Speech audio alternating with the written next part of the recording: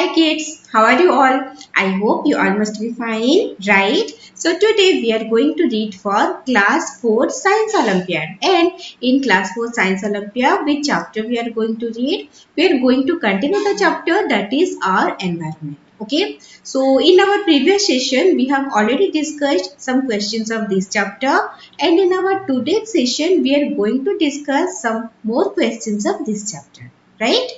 So, are you all ready for it? Yes. So, let's get started. Our first question, dash is the study of interaction among organisms and their environment. Option A, syntology, B, ecology, C, biology, D, dendrology. So, dash is the study of interaction among organisms and their environment. Okay. So the study of interaction among organism and their environment, it is known as ecology. So here the correct answer is option B, that is ecology. Okay. Coming to the next question, how depletion of ozone layer is affecting human health? Option A, skin cancer, B, psoriasis, C, osteoporosis, D, none. So how depletion of ozone layer is affecting human health. So we know there is an ozone layer, okay. So that ozone layer, it protect us from the harmful ultraviolet radiation from the sun. So if ozone layer is affected, or if at all ozone layer is not present, so then that UV radiation, that is the ultraviolet radiation of the sun, it will come to us. And how will it affect us? It will affect us by causing the skin cancer, right? So here the correct option is option A, that is the skin cancer.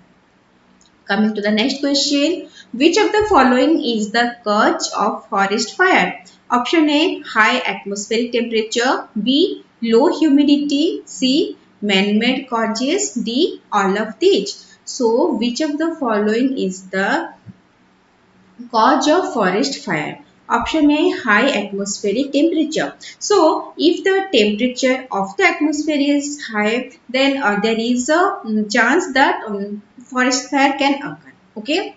Low humidity. Humidity, it is the moisture content or the water vapor that is present in the atmosphere. So, if it is low humidity, that means the atmosphere, it contains less amount of water vapor, or we can say the atmosphere is dry, so it is also a cause of forest fire.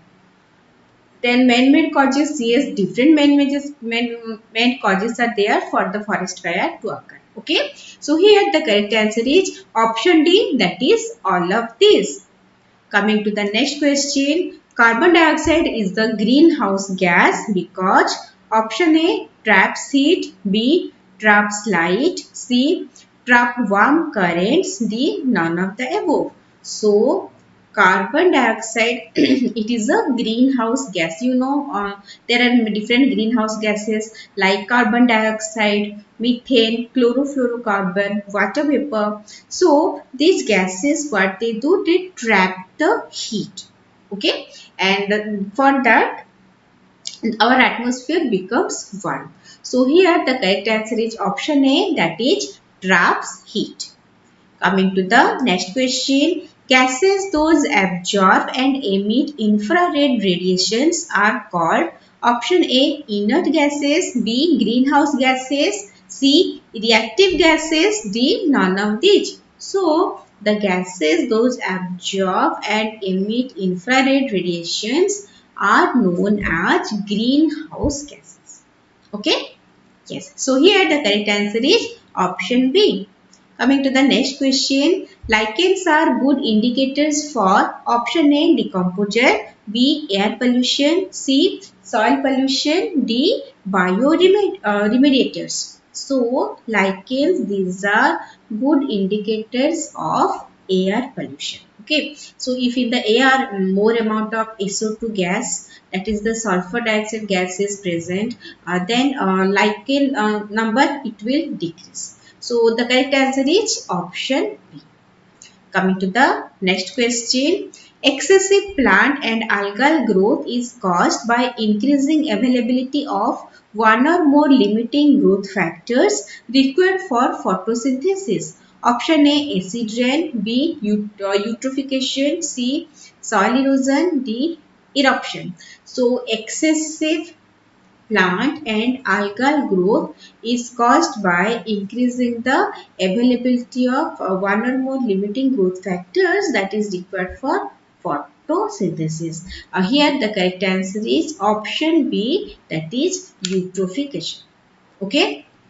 Coming to the next question, cosmic rays such as gamma ray is a source of option A, soil pollution; B, radiation pollution; C, noise pollution; D, thermal pollution. So, cosmic ray, that is a source of gamma ray. These gamma ray, these are what we know them as the radiations. Okay, rays are coming out of it. So, these are resources of these are the sources of radiation pollution. So here the correct answer is option B. Coming to the next question, the Taj Mahal, Lotus Temple, Golden Temple and other monuments are affected by option A, soil pollution; B, air pollution; C, noise pollution; D, water pollution. So, the Taj Mahal, Lotus Temple, Golden Temple and other monuments are affected by air pollution. Okay, in the air pollution, air different pollutants are present, different gases are present like sulfur dioxide, nitrogen dioxide, carbon dioxide. When they mix with the rain, okay, when rainfall occurs, when these gases mix with the rain, they cause acid rain, and this acid rain, these are affecting the monuments. So here the correct answer is option B, that is air pollution. Coming to the next question, which of the following is responsible for cause of water pollution? Option A, afforestation; B, paper factories; C, oil refineries; D, both B and C. So, which of the following is responsible for cause of water pollution? So, for water pollution, the paper factories, oil refineries, so these are responsible. Okay, the substances which are coming out from these factories, they cause the pollution of the water. So here the correct answer is option D, both B and C.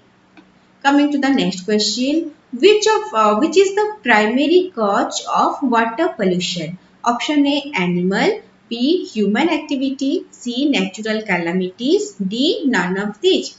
So which of this is the primary cause of water pollution? So here the primary cause of water pollution, that is due to human activity. Okay, so due to natural calamities or animal, also water pollution may occur, but the primary cause, that is the human activities. Okay, correct answer is option B. Got it, everyone? Coming to the next question, which of the following is not a renewable resources? Option A, oxygen; B, fossil fuels; C, plants; D, water. So, which of the following is not a renewable resources? So, not a renewable resources. You know what is renewable resource? That can be replenished. So, it is means not not a renewable resource means non-renewable resource. That means they are present in a limiting amount.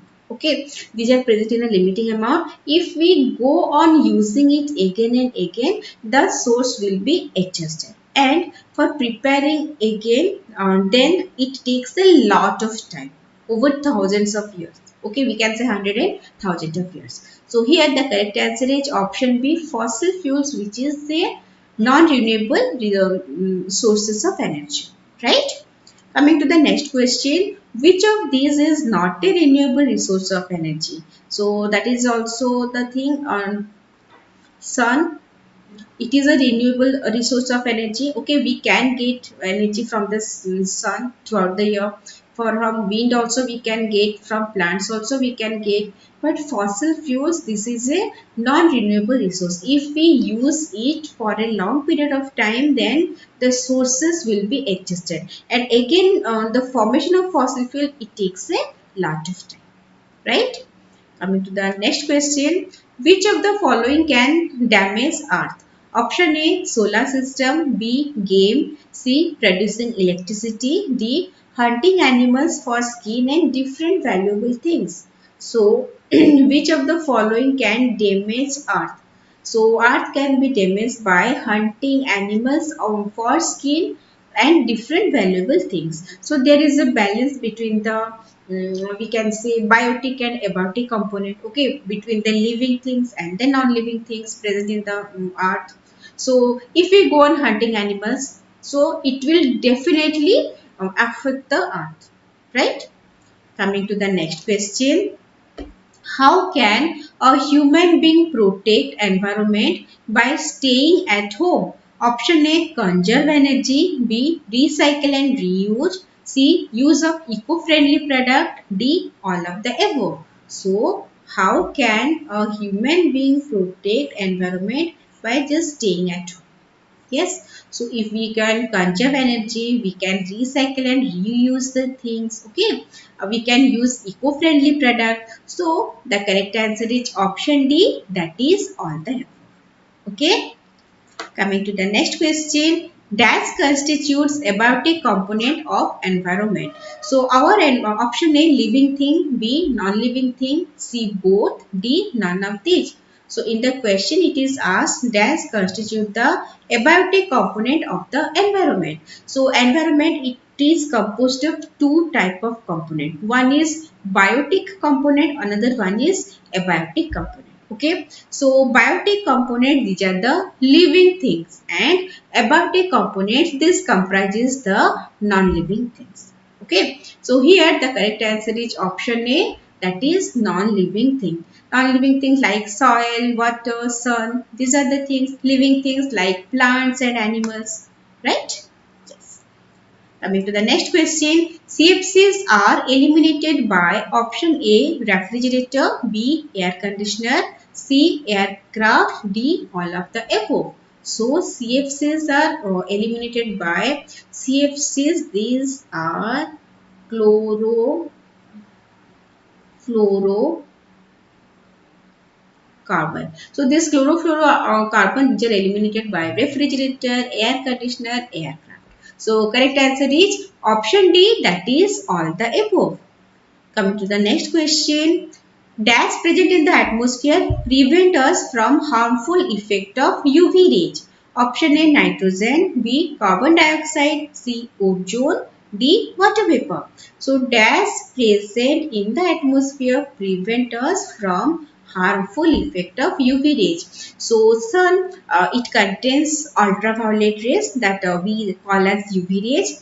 So if that UV ray, it will come to us, it is harmful for us. It can cause the skin cancer. Okay. So in the atmosphere, there is a layer of a gas, that is ozone. That ozone that is forming the layer in the atmosphere, it prevents us from the harmful effect of UV rays. So here the correct answer is option C, ozone. And how we represent ozone, that is O3. Okay.